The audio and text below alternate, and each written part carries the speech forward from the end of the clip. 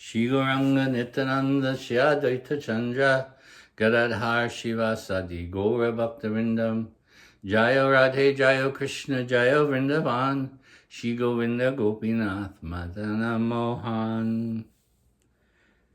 We're reading the final chapter of the Sri Brihat Bhagavatamrta of Srila Sanatan Goswami Pad. And we're hearing the story of Sarup, who was previously known as Gopakumar, now an eternal resident of the transcendental Vrindavan Dham, and how he was instructed by Srimati Radharani to give this Brahmana from Mathura a little boost in his devotional life. He was just about ready to cross over and enter into that spiritual domain, but he needed the association of a pure Vaishnava. So Srimati Radharani, although Sarup was playing with Krishna, she told him, you should go and meet this Brahman from Mathura and tell him about, give him that boost, tell him about the nature of Braj Dham, like that. So Sarup, or the cowherd boy, Gopakumar, came on the instruction of Srimati Radharani. He said, even I had to leave my pastime pleasures with Krishna, but I did so in the service of Srimati Radharani. So this is part 2. We read part 1, and now we're on part 2. It says here that before meeting Sarup, that Brahmin from Mathura was ignorant of the glories of the Supreme Lord's devotional service. But now, by the company of Sarup, his saintly spiritual master, he at once became as successful as those who realized their spiritual identities after long disciplined efforts. Such is the power of the association of a pure Vaishnava. Earlier in the book, all kinds of spiritual practices have been explained, but the special glory of Vaishnava association was not. Vaishnava association is the most sublime secret. It is the very best means of spiritual attainment and is in fact an essential aspect of the ultimate goal. So he needed that association. Srimati Radharani therefore sent him. Oftentimes, the liberated spiritual master is a resident of that Dham and comes to the material world. There are others that achieve perfection here and thus help elevate their disciples to go there with them as they're instructing them. They move together in that way. Srila Sridhar Swami gave a nice example. It's like a person who is stepping down from a stair, or those who are stepping up to the stair. So there are two kinds of gurus. There is the guru who has come from that spiritual domain and steps down into the material world. And there's the guru who is here, but his perfection is such that he is already stepping up there and he can bring his disciples that way. So it was a nice example that Srila Sridhar Swami gave. It's not that every guru has come from the spiritual world, but every guru has its connection with the spiritual world, either coming down or going upwards, like that. So the Brahmana now became submerged in pure Krishna bhakti. Like Sarup, he had an ocean of the taste of pure exalted love. So by his association with his guru, he developed an awakened taste for pure Braj Bhakti, Krishna Bhakti. And his whole body, like Sarup's, was filled with many symptoms of love. He began to cry out for Krishna as he felt this exuberation of pure love awakening in him. He naturally called out. This is the nature of pure love, that one calls out for Krishna in that state of divine love. Oh Krishna, please show yourself to me now. He placed a blade of grass between his teeth and bowed down, and with plaintive cries asked of Sarup and of all moving and non-moving living beings, "Oh, where's Krishna? Have you seen him? Oh, where is he?" With that eagerness now, because of that association with Sarup, and understanding the exalted position of Braj Bhakti and the intimacy that Krishna has with his loving devotees there in Braj, he naturally awakened this state of divine relish and was calling out, "Krishna, Krishna, where are you?" Loudly chanting the all-attractive names of Krishna, the Brahmin clutched Sarup's feet. Now, holding on to his guru's feet, the Brahmin saw that Sarup, his guru, was also drowning in an ocean of love and had lost control of himself by witnessing the love in him, and so the Brahmin wept. So in that association also, seeing his own guru's natural state of love for Krishna, it affected affected the Brahmana in seeing Sarup's ecstasy like that. And so he held on to his feet, and that Krishna prema began to swell within both of them.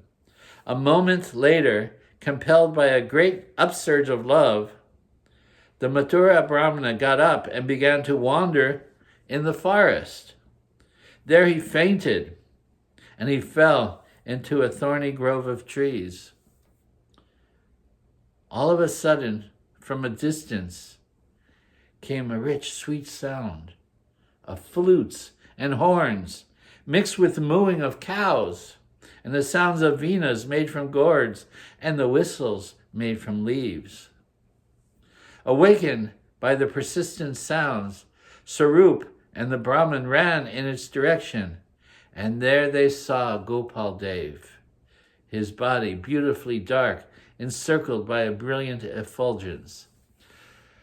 So, moved by love, he ran in a state of trance into the forest, and all of a sudden there was a transformation. The awakening of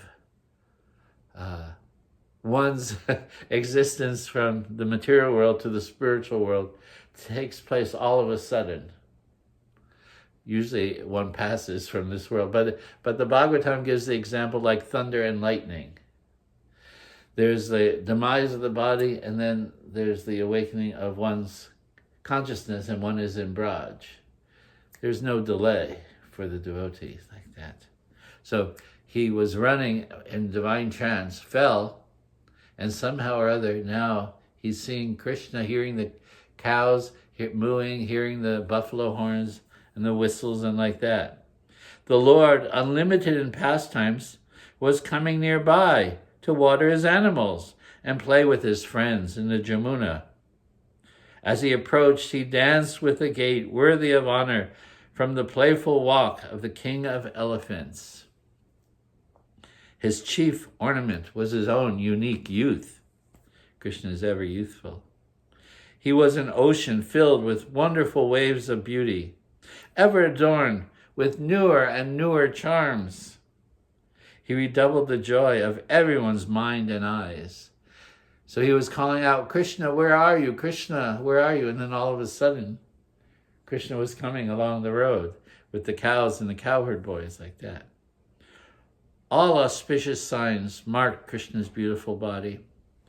Garlands of flowers adorned his ears, and a peacock feather his hair. A string of pearls decorated his conch-like neck. His yellow silken garments, upper and lower, shone brilliantly. On his broad chest, there was Shivatsa and Lakshmi, which hung in a long garland of gunja berries. His waist was like a kingly lion's, his prowess like that of 100 lions. The essence of all good fortune worshipped his lotus feet. He was beauty personified. There's no more beautiful person than Krishna. And so Sarup and the Mathura Brahmana, looking up, they saw Krishna most beautiful in his own transcendental form. enhancing his dress with many garlands of kadamba flowers, gunja berries, tulsi leaves. Various colored flowers adorned his waist. His belt hung in a way that beautified his hips. His arms, round and broad and stout, pleasing to the eyes, shone with splendid golden armlets and bracelets. The fingers of his lotus hands happily played upon his charming flute as he held it to his bimba red lips. The unprecedented embellishments of his flute song, anticipated by him alone, bewildered all the universe like an intoxicating nectar. And the restless play of his glances, sidelong and slight, gently decorated his lotus eyes. They were watching Krishna and watching each movement and looking at each aspect of Krishna's adornments, noticing his holding of the flute, his bimba red lips, and so forth. Can just imagine if you had that opportunity to see Krishna directly, you'd be mesmerized by every aspect of his body, completely beautiful, every aspect completely beautiful. Toenails and fingernails and teeth and so many things. The splendid dance of his eyebrows, a pair of archer's bows, nourished his servants' loving feelings. And his beautiful, ever-smiling lotus face attracted the hearts of the best of sages. On the tip of his nose, a nose exquisite like a sesame flower, shone a single pearl, born from the forehead of a lordly elephant. Now and then his hand would gracefully brush aside the bees of his locks of hair, which were adorned with the dust raised by the cows. His broad forehead, shaped like a half moon, glowed with the splendor of his straight-up tilak, formed with clay from the Jamuna. His limbs were painted with designs made of various mountain minerals. He was an ocean full of huge waves of sportive pastimes. Standing in his charming threefold bending form, sometimes he played various entertaining melodies upon his flute, making his dear friends laugh. His feet decorated the earth in all directions. Surrounding him on all sides were his dear friends, whose appearance resembled his, all in cowherd boy dress. And he stood with his elder brother, Balaram, whose complexion was whitish, who was bedecked with blue silk garments, whose body was most attractive also, and whose age and dress was similar to Krishna's. Of course, Balaram's slightly older. The weight of the persistent heavy joy of seeing Krishna made these two devotees fall. This is their first darshan. Of course, Sarup had come from there, but this is the first darshan of the Mathura Brahmin to see Krishna directly. Indeed, they suddenly threw themselves to the ground as if to offer prostrate obeisances, all their competence lost in the excitement of the moment. The Lord, compelled by his love for his dear devotees, ran towards them. Krishna ran. He wanted to embrace them, and he reached them, and he fainted and fell on top of them, embracing them both with his long, mighty arms. Krishna was also ecstatic to see his devotees. And it's a fact that Krishna becomes ecstatic when he sees a new member, someone from the material world has entered there. Krishna becomes ecstatic, runs to embrace them. Imagine that Supreme Master, his heart melting with compassion, bathed them with a shower of tears of love, his own eyes full of tears, seeing his new devotee coming. In a moment he stood up and lifted the two devotees from the ground with both his hands and steadied them. Wiping off the tears and the dust smeared on their bodies, The merciful Lord embraced them over and over again. And right at that spot, he sat on the ground with them and spoke nectarine words just to please that Brahmana. Krishna said, "Oh, blessed and noble Mathura Brahmana, Shri Jana Sharma," his name is Jana Sharma, "you are the moon born from the ocean of the dynasty of Brahmins. Are your peace and well-being resplendent in every way?" So Krishna identified him. He knew him. "You are a Mathura Brahmana. I know you. You're Jana Sharma. And now you're here in my area, in Braj. Only by your influence are my family and I well." Krishna always respects the Brahmin families. "By your mercy, my heart is attracted to you. I have always looked towards that path by which you would come, wondering when you would come." Krishna, I would look down this path. Jana Sharma coming today? Where is that Mathura Brahmana? "By good fortune you have remembered me, and by good fortune I have seen you again after such a long time." So here Krishna is glorifying his devotee. You have remembered me. And that is the process of Krishna consciousness. Krishna feels indebted to his devotee. Oh, you're always thinking of me. You're always glorifying me, chanting my name. So Krishna's heart is soft. And so he's attracted to those who love him, naturally. That is the nature of love. He's attracted to those who call out his name in love, who think of him constantly, who visit his holy places and so forth. And says, I've now seen you again. Now you are here. Oh, dear Brahmana, I am totally under your control. Please feel free to enjoy anything you like here. Maharaj Brihat, who is telling this story, continues. He says, swept away by a great flood of loving ecstasy, Jana Sharma, completely awed, was unable to repay Krishna or even look at him directly. Overly stimulated naturally out of love, it was even hard to look directly at him. From a distance, they could look, but now they were face to face. His throat choked up with sobs, his eyes burning with tears. All he could do was place his head on Krishna's lotus feet and cry profusely. Lord Krishna, that crest jewel of munificent persons, was distressed because he couldn't find anything better than himself to offer a gift. He was thinking, what can I give? Krishna wants to give something to his devotees, and yet he feels incomplete, that I have nothing but myself to give you.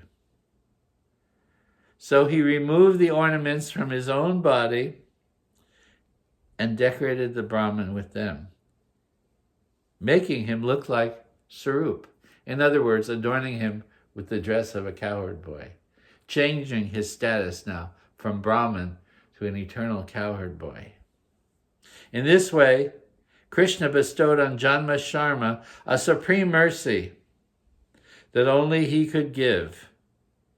And Jana Sharma felt completely fulfilled that you have welcomed me into your Braj community. Yes, I'm just outside in Mathura, but Mathura is a different mood. That's why it said that he did not really understand the nature of Krishna and Krishna praying. That Mathura was ruled by Kamsa. There are devotees there, but the mood is a little bit more with awe and veneration and not the sweetness of Braj. So here, the Mathura Brahman is now given the ornaments of Krishna. In other words, awakening the inner mood of a cowherd boy, that you are one of us, Krishna says, by giving him those adornments. Then Krishna, with a signal from his flute and a special sound from his mouth, called the cows and made them drink the water of the Jamuna. And just by that same peculiar sound, Krishna would make the sound with his mouth, and all the animals knew that Krishna was calling and knew what he wanted them to do. He made the animals stop and lie down in comfortable places. Then with the two devotees and his elder brother and his other friends, he played in the water of the Jamuna. Now and then Krishna would come near his friends who were splashing one another, drenching them with waves. Krishna is fond of playing. He's very sportive. Sometimes the boys would come up to him, the most expert in all sports, and subject him to a torrent of waves. In this way, the Lord took delight.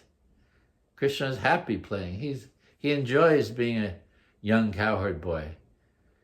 If you gave Krishna the option of what form, what avatar would you like, Krishna would always, first and foremost, I'm the cowherd boy of Braj, like that.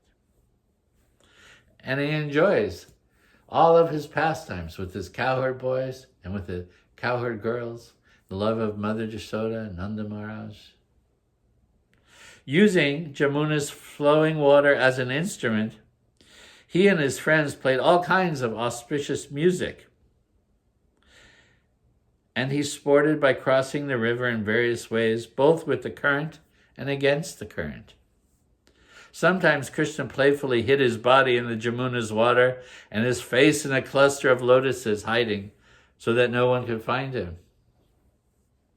With his friends who had no purpose in life but to gaze upon Krishna, they looked for him, but failed because he was hiding. They wept in terrible distress. Where is our Krishna? Where is our Krishna? Their minds bewildered, and they called out to him in ardent voices. Just then, wily Krishna emerged, laughing from the cluster of lotuses. Krishna was playing hide and seek with them. The boys, their wide-open eyes flooded with joy, rushed forward and jumped into the water to be with him. In this way, they all sported. He decorated his friends with charming garlands made from various water flowers, strung together with fibers of lotus stems. Then he and his friends came out of the water, and in the same way, they all decorated him. To have lunch there on the broad, attractive bank of the Jamuna, Krishna seated his elder brother in the middle of the cowherd boys, who sat down around them in a concentric circle. Krishna enjoyed serving the boys, the wonderful delicacy that they all had brought from their homes. They all shared their meal together. As he served, he moved back and forth in front of the boys with a playful, dancing gait. The boys also had delicious fruits and flowers and grains, all provided fresh in every season by the many kinds of divine trees found within the Vrindavan forest. Krishna enjoyed serving all the boys the fruits that pleased each of them the most.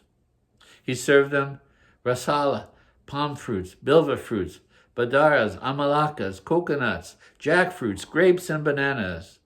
He also served them oranges, pilus, kairas, and other ripe, tasty fruits like dates and pomegranates. The infallible Lord Krishna stood in front of each boy, one after another, and took a morsel from each of their plate and consumed it. And fed the boys as well. Krishna would feed them personally. In this way, he pleased them all. Sometimes he would take something from their plate. Sometimes he would put it in their mouth. Krishna's friends examined all the preparations, picked out those that they found especially tasty, and with their own hands reverentially placed them into his divine mouth. Then they would look and say, okay, Krishna would like this, and put it in Krishna's mouth. And Krishna, bubbling with humor, heartily ate each offering, praising its qualities, and made wry faces. In this way, he made his friends laugh and completely enchanted them. The most expert enjoyer of all kinds of amusing sports drank a savory tamarind nectar. Many other beverages, buttermilk, Jamuna water, carried in tumbi gourds, and other sorts of vessels. He made the boys drink also. In this way, he delighted all of the cowherd boys. Krishna then did achman, and then to wash his mouth, and then chewed fragrant, camphor-rich betel nut that each boy had brought from his home, and also fresh forest betel nut, soaked and wrapped in many leaves of naga creepers. He enjoyed the betel nut, and also gave it out. His friends made for him various garlands from flowers and leaves. There were flowers and leaves of tulsi, malati, jati, malika, kunda, jasmine, kubjaka, clove, ketaki, jinti, of madhavi, 2 kinds of jutika. Garlands had kanchana and karavira and shatapachi, and flowers of leaves of palasa and navamali and udra and damanaka and others. There were flowers and leaves of kadamba and of nipa and bakul and naga and punag and champak. Garlands made of kutaj, ashok, and mandara. They had karnikar, asana, arjun, patala, and priyak, and still other flowers and leaves. Krishna put these garlands on himself and passed them out amongst his friends.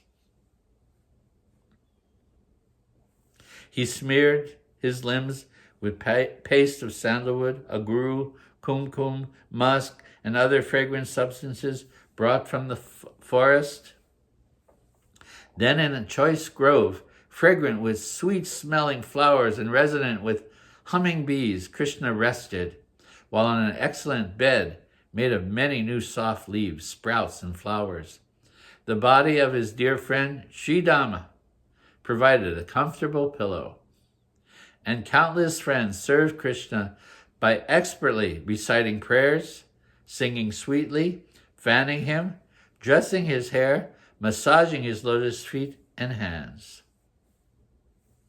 Krishna enjoyed pleasing his friends, and in various ways, along with Balaram, indulged in his pastime of relaxing. Though Krishna's friends were very competent in the sport of keeping themselves from laughing, Krishna defeated them by imitating various characters, distorting his face, and cutting hundreds of jokes.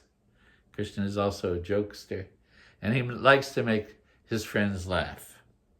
Then, making the animals rise by sounding signals from his flute and buffalo horn, he enjoyed grazing them near the Govardhan hill. And again, all his friends, each according to his own taste, tried to outdo the others in decorating Krishna with an assortment of wonderful items from the forest. In the evening, the giver of joy to all of Braj left the newcomer Brahmana Janasharma in the hands of Sarup, and as before took pleasure in entering the cowherd village. We'll stop at this point. So now Krishna, evening has come, Krishna has returned, and he handed over Janasharma to Sarup, and he entered the cowherd village to retire in his own home.